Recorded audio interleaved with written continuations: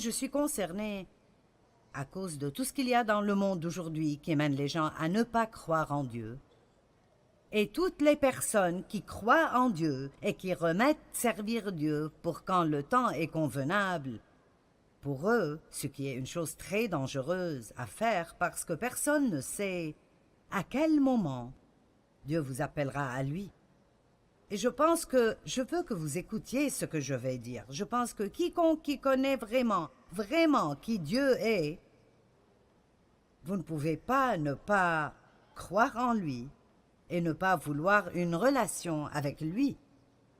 Je ne peux pas croire qu'il y ait une personne dans cette salle aujourd'hui qui n'a pas reçu Christ comme sauveur. Après m'avoir entendu ce soir, je ne pense pas que vous pourriez sortir d'ici sans prendre une décision que vous devez avoir une relation personnelle avec ce Dieu dont nous allons parler ce soir. Je pense, pour être honnête, que Dieu est très mal compris. Je pense qu'il est blâmé pour beaucoup de choses qu'il n'a pas fait et n'est pas reconnu pour beaucoup de bonnes choses qu'il fait. Très souvent, nous le blâmons pour nos problèmes, mais si quelque chose de bon arrive, nous prenons le crédit.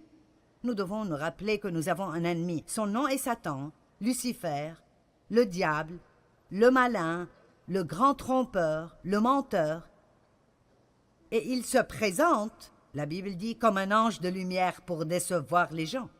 Et je pensais à cela aujourd'hui, cet ange de lumière, et je pense vraiment que ce que Satan fait effectivement dans le monde d'aujourd'hui et ce qu'il a fait au cours de l'histoire, il y réussit vraiment maintenant.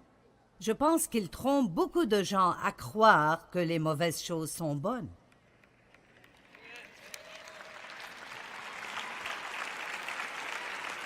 Et c'est vraiment important pour nous en tant que croyants de rester sur ce chemin étroit qui mène à la vie et d'être dans ce monde, mais pas de ce monde. Nous sommes dans le monde, et si nous sommes ici et vivants en ce moment dans l'histoire, alors nous sommes ici pour un but. Et je crois que Dieu a chaque personne de son peuple stratégiquement placée dans un endroit spécifique dans votre société.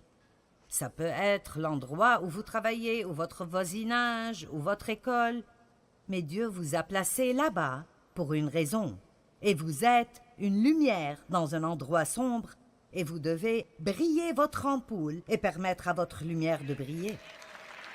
Et nous n'avons pas besoin d'être religieux et d'essayer de battre tout le monde sur la tête avec nos Bibles et prêcher aux gens tout le temps.